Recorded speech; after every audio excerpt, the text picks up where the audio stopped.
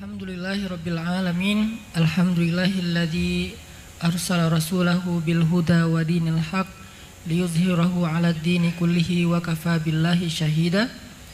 Asyhadu an la ilaha illallah wahdahu la syarikalah lahul mulk wa lahul hamdu wa huwa ala kulli syai'in qadir. Wa asyhadu anna Muhammadan abduhu wa rasuluhu la nabiyya ba'dah. Radina billahi rabba wa bi Muhammadin nabiyya wa bil islami dina. Allahumma salli wa sallim wa barik ala sayyidina wa habibina Muhammadin wa ala alihi wa sahbihi wa man tabi'ahu ila yaumiddin. Rabbi shrah li sadri wa yassir li amri wahlul 'uqdatan min lisani yafqahu qawli. Teman-teman sekalian, anak muda Kota Bandung yang dirahmati Allah, alhamdulillah kita bisa ngumpul lagi di sini untuk ngelanjutin kajian rutin kita setiap Rabu malam, yang saya lebih suka menyebutnya dengan tongkrongan ilmu. Nongkrong di rumah Allah sambil mencari ilmu. Mudah-mudahan, terutama tadi saya ngelihat di depan ada layar terus duduk kayak santai gitu. Seandainya saya bisa ganti posisi, mending saya di sana aja. Terus ada yang ceramah, kayaknya enak ya, kayak nobar gitu. Ini emang suasana yang kita coba kemas semampu kita untuk supaya anak muda itu lebih nyaman duduk di dalam majelis ilmu yang tadinya istilahnya majelis menjadi tongkrongan, karena majelis juga artinya tempat duduk, tempat nongkrong, tempat berkumpul, sehingga majelis ilmu rasa nangkring ya, majelis ilmu rasa nongkrong. Mudah-mudahan dengan kayak gitu, taklim ini, tongkrongan ilmu ini bisa menjadi salah satu lifestyle kita. Pulang sekolah, pulang kampus, pulang kerja, kita nongkrong di masjid. Pulang sekolah, pulang kampus, pulang kerja, mencas iman. Dan ini bisa suatu saat mungkin kalau lebih banyak vendor-vendor dakwah kita yang bisa nyediain spot kopi, yang mudah-mudahan masing-masing nanti ada sharing everyday atau giving everyday, yang mau ngasih kopi misalnya satu brand ngasih untuk sekali taklim itu 20 cup gratis misalnya, amin ya. Nanti ada, kan di Bandung banyak banget tuh kafe-kafe yang keren-keren tuh. Mereka semuanya misalnya sebulan sekali mengazamkan, berniat sebulan sekali, Ustadz saya mau support kopi buat taklim Rabu malam tongkrongan ilmu 50 cup sebulan. Jadi ada misalnya 4 brand aja, setiap pekan kita udah ada spot kopi gratis untuk 50 yang datang pertama. Kalau ini ada 3.000 ya sisanya beli. Jadi intinya teman-teman, jadi kita bisa benar-benar ngerasain yang namanya duduk di majelis ilmu tuh kayak nongkrong. Dan mudah-mudahan jadi keberkahan. Atau buat teman-teman yang misalnya pengen punya usaha-usaha kuliner, nanti bisa kerjasama. Siapa tahu kita bisa nge-support sama-sama dakwah ini sampai dakwah ini benar-benar menjadi lifestyle-nya anak muda. Dilakuin dengan pride karena banyak spot-spot yang kerennya, dan rasanya juga bukan rasa yang taklim serius, tapi kontennya sama dengan taklim yang serius. Konten yang saya sampaikan selama 4 tahun terakhir ini sebetulnya sama. Kalau dibahasain dengan bahasa teman-teman taklim yang lain, mungkin bisa diistilahkan dengan istilah rububiyah, belajar akidah, belajar ma'rifatullah. Kan ini istilah-istilah yang common di beberapa majelis taklim ya. Ma'rifatullah, apalagi akidah, ilmu tauhid, terus juga rububiyah, uluhiyah, asma dan sifat. Cuman kita tidak membahas dari istilah-istilah itu. Kita mentranslate istilah tersebut, kita terjemahin kepada istilah-istilah yang lebih sederhana tanpa mengurangi substansinya. Kayak misalnya keep the faith dari judulnya, atau libatkan Allah, atau ngejapri Allah. Ngejapri Allah itu istilah. Kalau dalam bahasa teman-teman dikenal dengan istilah al-unsu billah, berduaan dengan Allah. Jadi berduaan itu kita kayak private banget. Dalam bahasa sosmed ngejapri kan ya. Dan Allah juga ngejapri kita. Salah satu ayat japrian itu ad-duha. Kalau ayat broadcast, ya ayyuhalladzina amanu, itu kan broadcast kan, bukan japrian. Nah ini translate kayak gini tuh sebetulnya bukan merubah konten, merubah substansi, lebih kepada bahasa terjemah supaya kita ngerasa materi yang tadinya kesannya berat jadi ringan.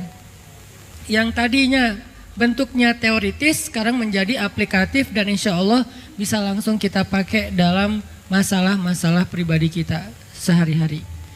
Jadi kita mencoba untuk jadiin Rabu malam ini dan juga kajian-kajian yang lain jadi youth friendly banget, kajian anak muda banget yang kalau kita duduk di situ kita kayak nongkrong bareng aja, bareng geng kita, bareng teman-teman, bareng barudak lah, teman-teman main terus ngumpul lagi di sini, teman-teman kampus ngumpul lagi di sini.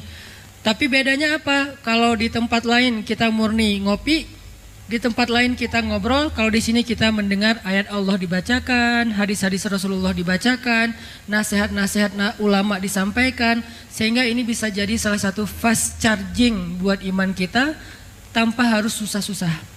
Tanpa harus boring, tanpa harus krik-krik, tanpa harus terlalu garing gitu. Jadi mudah-mudahan kita bisa lebih sering lagi ngajak teman-teman kita, geng-geng kita yang ada di tempat main kita buat yuk kita nongkrong di tongkrongan ilmu Rabu malam yang kita keliling di beberapa masjid. Alhamdulillah sekarang ada di masjid yang luar biasa ini. Mudah-mudahan malam ini kita dapat fast charging iman. Teman-teman yang dirahmati Allah, 2 pekan yang lalu, karena pekan kemarin sempat break dulu untuk Idul Adha, 2 pekan yang lalu kita membahas tentang surat Ad-Duha. Kita sebetulnya belum tuntas ya surat Ad-Duha ya, baru ayat ketiga kalau nggak salah fokusnya, ayat ma wadda'aka rabbuka wa ma qala. Rabbmu, Tuhanmu, penciptamu, pemilikmu, Rabbmu itu gak pernah ninggalin kamu, gak pernah benci sama kamu. Kalimatnya kamu, artinya japrian, khusus secara personal touch. Bukan kepada kalian. Kalau kalian, ma wadda'akum rabbukum wa ma qala. Kalau kalian broadcast, tapi ini japrian banget nih. Allah lagi ngomong kepada Rasulullah SAW secara pribadi. Nah ayat ini ternyata bukan cuman buat Rasulullah sendiri, tapi juga buat kita. Ketika kita ngerasa sendiri, kan kalau rame-rame gak ada istilah ngerasa sendiri ya. Aku lagi kesepian bersama teman-teman, kan gak ya? Yang namanya kesepian sendiri. Aku lagi kesepian bersama pasangan, kan gak mungkin kan ya? Yang namanya kesepian pasti Jo visa. Istilah lebih smooth. Gak tega bilang jomblo Jo visa, jomblo visabilillah. Jadi kalau yang namanya sepi atau kayak lonely gitu pasti sendiri, sehingga kalimatnya kamu, engkau. Nah ayat ini selain berlaku buat Rasulullah SAW secara konteks, dia juga berlaku buat kita dalam masalah-masalah pribadi kita, dalam kasus-kasus kita yang macam-macam tuh. Allah kayak ngasih tahu ke kita, hambaku, kamu jangan patah semangat. Aku gak pernah ninggalin kamu. Hambaku, kamu jangan pundung. Aku gak pernah marah sama kamu. Hambaku, kamu jangan nyerah. Aku gak pernah ninggalin kamu. Hambaku, jangan putus asa. Aku gak pernah marah sama kamu. Jadi kalimat ma wadda'aka rabbuka wa ma qala ini, kalau kita tafsirkan ke ayat-ayat yang lain itu banyak banget. Salah satu ayatnya ma wadda'aka rabbuka wa ma qala itu apa? Salah satu tafsirannya al-ayah bil ayah kalau bahasa tafsir ya, memahami ayat dengan ayat. Allah enggak pernah marah kepada hamba-hambanya. Salah satunya qul ya ibadiyalladzina asrafu ala anfusihim la taqnatu min rahmatillah innallaha yaghfiruz dzunuba jami'a. Ini bukti kalau Allah nggak pernah marah kita udah banyak dosa, asrafu ala anfusihim, yang dosanya itu udah nggak kehitung, dosanya itu udah kelewat batas, dosanya itu udah berlebih daripada yang normal orang lain lakuin. Apa dosa yang normal? Dosa lupa, dosa nggak sengaja, itu dosa normal. Tapi ini sengaja, dosa besar berulang-ulang dalam waktu yang cukup lama, bertahun-tahun. Itu namanya asrafu ala anfusihim, udah melampaui batas. Udah segitunya kita ke Allah, Allah masih manggil kita ya ibadi, wahai hambaku. Itu bukti kalau Allah itu wama qala, gak benci sama kita. Allah tuh gak pernah benci sama kita. Kalau Allah benci sama kita, maka ketika kita bikin dosa sekali, itu jadi kayak ada alasan banget buat Allah langsung mencelakai kita tuh kan. Jadi bukan saya loh ya yang zalim, dia emang kayak gitu, pantas dibinasain, langsung dibinasain. Kalau Allah udah kayak ada masalah pribadi gitu sama kita.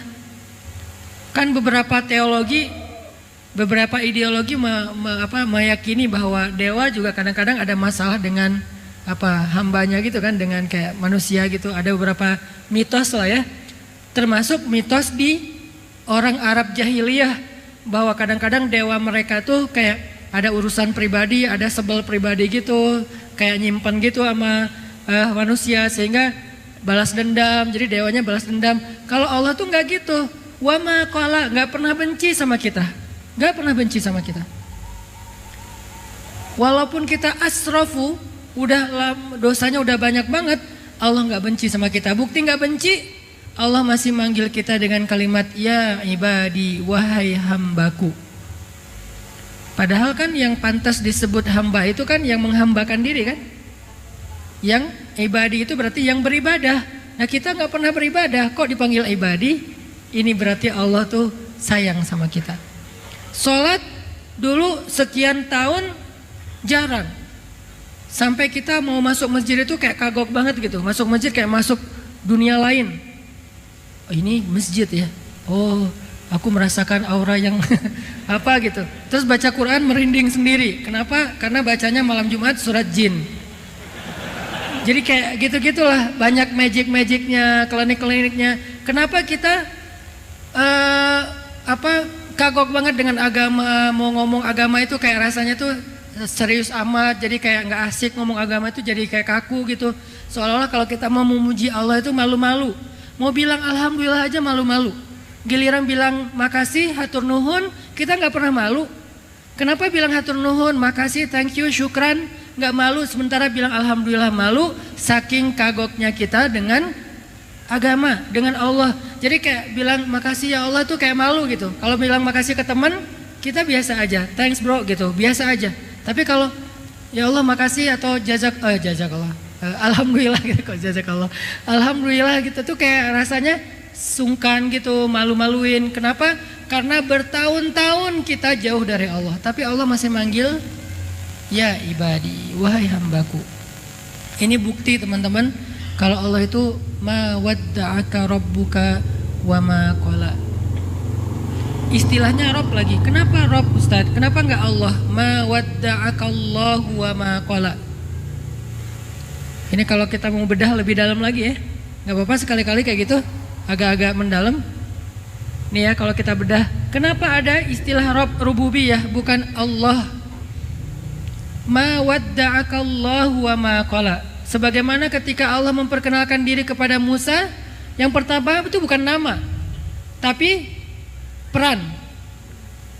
Inni ana rabbuk. Inni ana rabbuk. Itu ayat pertama. Ayat berikutnya innani anallah. Kenapa Rabb dulu baru Allah? Kenapa peran dulu baru nama? Ini nih jadi persepsi berpikir.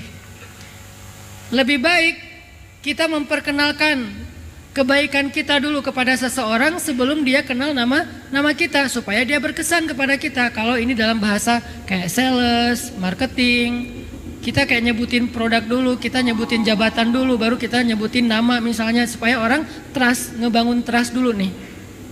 Sama kayak kita sebelum kenal CV-nya, kita jelasin dulu tentang, atau kita lakuin dulu sesuatu kebaikan yang membuat orang interest. Sebelum kita jelasin saya siapa, asal dari mana, lahir tahun berapa, apalagi soal tahun lahir ya, ini agak-agak sensitif. Sarah juga nih, lahir tahun berapa, kalau di bawah, kalau angkanya udah kelipatan kepala 3, ini udah mulai agak-agak sensitif nih. Jadi daripada kita nyebutin lahir tahun berapa, asalnya dari mana, apalagi kalau misalnya saya sebutlah pas saya mau nikah dulu, saya orang Sumatera, mau nikahin cewek Jawa yang karakternya, culture-nya beda banget sama orang Sumatera, dan dia pribadi juga kayak agak-agak karena nggak kenal kali ya, gimana gitu, agak-agak takutnya orang Sumatera mungkin keras, menurut sebagian orang Sumatera mungkin belak-belakan, to the point, ya apa adanya gitu, nggak kayak orang Jawa Sunda yang mungkin lembut, ngomongnya pelan-pelan, nggak teriak-teriak, kan ada kesan gitunya ya. Nah sebelum dia kenal kalau saya itu orang Sumatera, saya nunjukin dulu dong, pas kenalan saya nggak Sumatera, saya Nyunda banget orang Bandung katanya, iya ternyata Aceh kan ya. Jadi kayak baru ngomong gitu yang ditunjukin mungkin karakter yang dia nyaman dulu, terus kayak orangnya kayak care gitu, orangnya tuh pengertian banget, orangnya tuh dewasa banget, matang segala macam, santun pas bicara. Baru setelah itu ketika saya memperkenalkan, saya tuh dari Sumatera loh, itu akan jadi excuse buat dia, nggak masalah. Kenapa? Karena udah ngelihat dulu, oh iya ya, kamu nggak apa-apa deh walaupun Sumatera juga, karena kamu orangnya lembut, kamu orangnya santun, kamu orangnya. Jadi Allah itu memperkenalkan diri, ana rabbuk. Maksudnya apa? Rabb itu, akulah yang menciptakanmu, akulah yang ngasih kamu rezeki, akulah yang menjaga kamu, akulah yang nolong kamu. Apa terjemahan dari kata Rabb kalau kita breakdown? Rabb itu kalau di breakdown adalah alam yajidka yatiman fa'awa wa wajadaka dhallan fahada wa wajadaka ailan fa'aghna, itulah Rabb. Jadi ketika Allah ngomong ma wadda'aka rabbuka wa ma qala, artinya apa? Rabbmu tidak pernah meninggalkanmu, artinya dialah yang selama ini memperbaiki ciptaan pada dirimu sehingga kamu menjadi seorang sosok manusia yang ideal secara fisik. Nabi kan ideal banget secara fisik ya, nggak berlebihan, nggak juga pas-pasan, ideal. Karena yang paling bagus itu bukan pol ya, yang paling bagus itu tawazun, wasatiyah kalau dalam konsep berpikir. Pas banget. Nabi bukan cowok yang paling tinggi di antara sahabat, tapi juga bukan yang paling rendah, pas. Nabi kalau jalan bukan yang paling cepat, tapi bukan yang lola, bukan yang slow banget, pas juga, ideal banget. Nabi itu kalau bicara bukan yang paling teriak, tapi juga nggak terlalu pelan yang bikin nggak gitu-gitu amat juga sih, pas gitu. Jadi tawazun, sehingga Allah lah sebagai Rabb yang telah menciptakan kamu dalam tawazun, dalam fisik yang ideal, wahai Muhammad. Allah juga yang memelihara kamu, yang nanti dijelaskan di alam yajidka yatiman dan seterusnya. Allah juga yang melindungi kamu, Allah juga yang menjaga kamu, Allah yang sayang sama kamu, Allah yang begini. Semua itu adalah bukti bahwa Allah ma wadda'aka wa ma qala, tidak pernah ninggalin kamu, gak pernah benci sama kamu. Ini adalah ayat motivasi. Mudah-mudahan ini jadi booster yang lebih bagus daripada 1 minute booster ya. 1 minute kan kadang benar, kadang nggak jelas, nggak inilah ya. Tapi kalau mawadda'aka rabbuka wa ma qala, itu booster banget teman-teman. Itu mood booster banget. Caranya kita baca berulang-ulang. Kalau kita lagi kayak ngerasa kok saya hidupnya gini-gini banget ya, kok Allah nggak nolongin saya, baca lagi wadduha wal laili idza saja ma wadda'aka rabbuka wa ma qala. Rabbmu tuh nggak pernah ninggalin kamu, nggak pernah benci sama kamu. Kok saya kayak hidupnya nggak berhenti dari masalah ya? Kapan sih datangnya pertolongan Allah? Ma wadda'aka rabbuka wa ma qala. Allah tuh nggak meninggalkan kamu, nggak benci sama kamu. Pertolongan itu pasti akan Allah datangkan. Ala inna nasrallahi qarib. Bukankah pertolongan Allah sudah dekat? Kayak gitu diulang-ulang sesuai dengan masalah kita. Jadi teman-teman, itu udah kita bahas kemarin, walaupun ini ada sedikit tambahan analogi gitu. Bahwa kita berharap dengan mengulang-ulang kalimat ma wadda'aka rabbuka wa ma qala, kita nggak jadi orang yang gampang putus asa, nggak jadi orang yang gampang menyerah, nggak jadi orang yang gampang patah, nggak jadi orang yang gampang kalah, nggak jadi orang yang gampang marah, gitulah ya. Kenapa jadi A semua ya? Jadi intinya ayat itu harusnya menguatkan kita ketika kita lemah, memantapkan hati kita ketika kita galau dengan pilihan hidup, membuat kita berani ketika kita dalam keadaan takut. Ayat itulah yang kemudian diterjemahin di surat yang lain, la tahzan innallaha ma'ana. Sama aja kan? Tuhanmu gak pernah meninggalkan kamu, gak pernah benci sama kamu, dengan kalimat jangan khawatir, karena la tahzan dalam konteks ayat itu khawatir. Jangan khawatir, Allah bersama kita. Jangan khawatir, Allah bersama kita, karena Allah gak pernah marah, gak pernah meninggalin kita. Kan gitu kan ya? Itu sebetulnya 2 atau sekian ayat yang sejenis, setipe, semakna, cuman beda redaksi. Jadi kalau kita kaman banget dengan istilah la tahzan innallaha ma'ana, coba kembangin deh kalimat itu dengan surat Ad-Duha. Apa bukti Allah tuh bersama kita? Alam yajidka yatiman fa'awa. Terus siapa yang ngasih kita perlindungan ketika kita sendiri kalau bukan Allah bersama kita? Wa wajadaka dhallan fahada. Terus siapa yang ngasih Nabi jalan petunjuk ketika beliau tersesat di dalam padang pasir kalau Allah enggak bersama kamu? Wa wajadaka ailan fa'aghna. Terus siapa yang ngasih Nabi makan ketika beliau kelaparan kalau Allah enggak bersama dengan beliau? Jadi la tahzan innallaha ma'ana, arti lainnya adalah ma wadda'aka rabbuka wa ma qala. Itu teman-teman pemahaman dari surat Ad-Duha. Buat saya pribadi, surat Ad-Duha itu surat motivasi banget. Kalau saya lagi sedih, kalau saya lagi galau, kalau saya lagi sakit hati, kalau saya lagi sebel, kalau saya lagi boring banget, baca ayat itu sedikit banyak tergantung kita ya. Sedikit banyak akan mempengaruhi mood kita. Jadi mood lagi, jadi semangat lagi, jadi bergairah lagi, jadi optimis lagi. Itu harusnya Ad-Duha itu jadi kayak gitu. Itu baru namanya tadabbur Al-Quran. Sekarang kita pelajari gimana cara jadiin Ad-Duha itu sebagai penyemangat bagi kita dalam masalah-masalah kita. Oke. Sekarang kita lanjutkan kalimat berikutnya dari surat Ad-Duha. Tapi sebelumnya coba teman-teman buka dulu surat Al-Qasas. Surat 28. Surat Al-Qasas.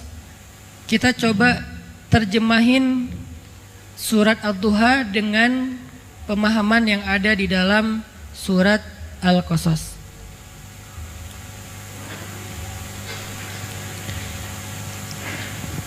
Ayat yang malam ini kita akan coba bedah di dalam surat Ad-Duha itu adalah ayat Alam yajidka yatiman fa'awa wa wajadaka dhallan fahada wa wajadaka ailan fa'aghna. 3 ayat ini.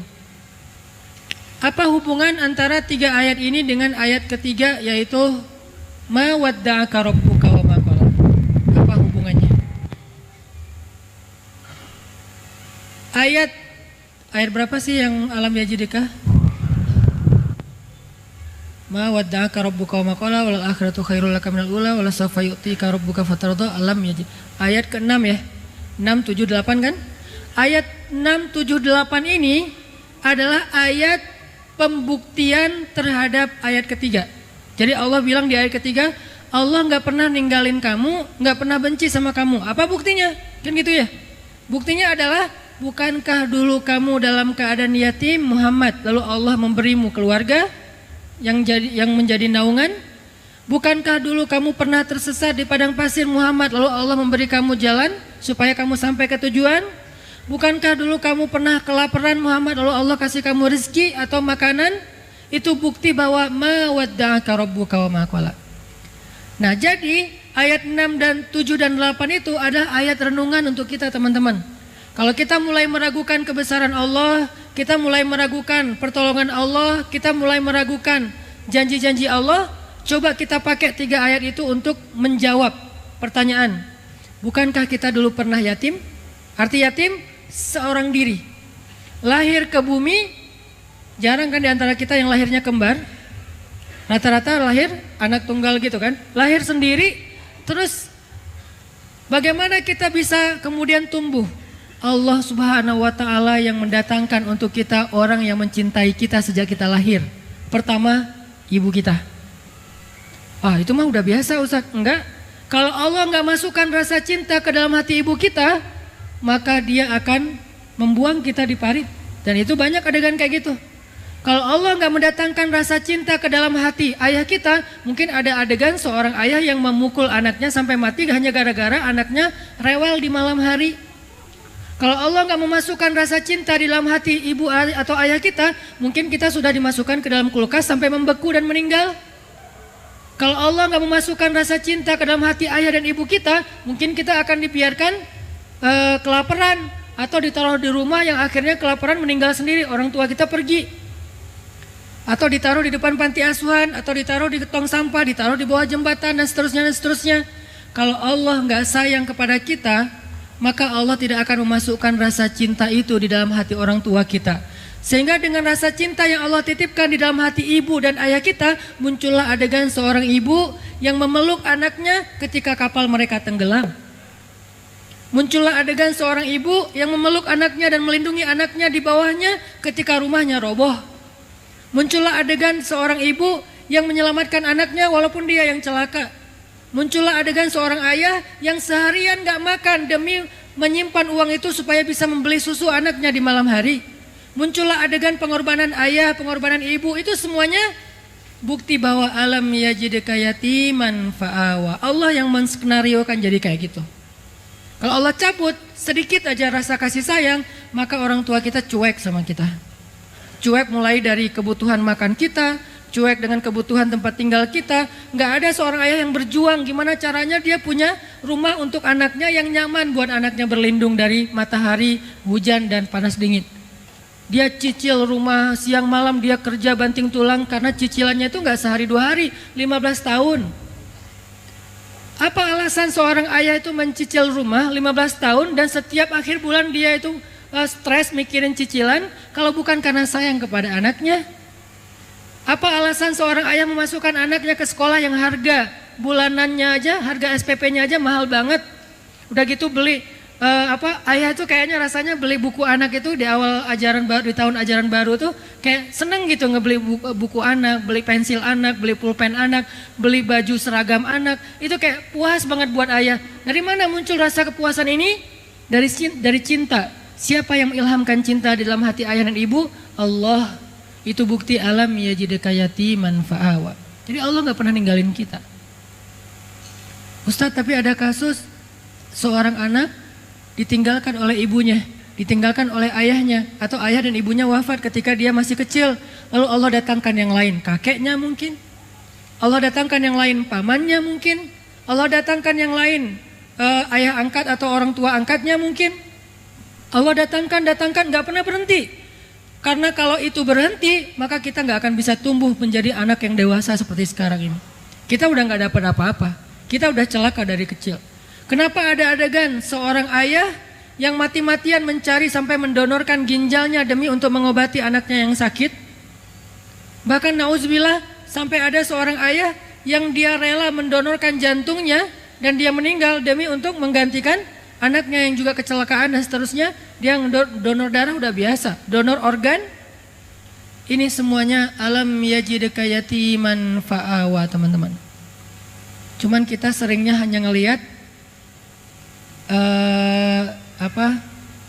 kurirnya saja, lupa kepada pengirim. Ya, ada teman ngirim kita hadiah, misalnya yang kita seneng banget, misalnya kayak kaos gitu ya.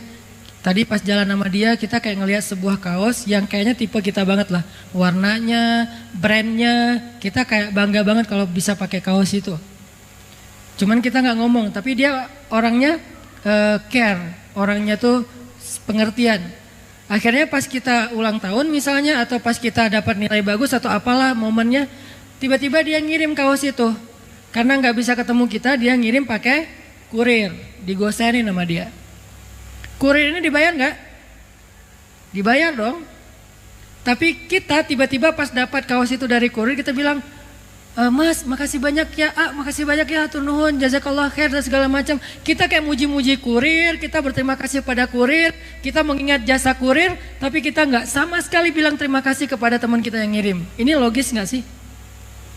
Itulah keadaan kita seringnya kepada Allah SWT. Allah yang ngirim kita nikmat lewat kurir. Kurirnya bisa bernama ayah, bisa bernama ibu, bisa bernama keluarga, bisa bernama pasangan, bisa bernama atasan, bisa bernama teman, sahabat. Kita bisa berterima kasih kepada mereka sebagai orang yang berjasa dalam hidup kita, tapi kita nggak bilang makasih ke Allah dalam bahasa alhamdulillah, dalam bentuk penghargaan ke Allah itu lebih rajin ibadah. Ini berarti kita lupa siapa yang sebetulnya ngirim kebaikan itu untuk kita. Kita lebih ingat orang yang membawanya, padahal dia juga dibayar. Orang yang membawa itu, kurir itu juga dibayar. Allah membayar ibu kita.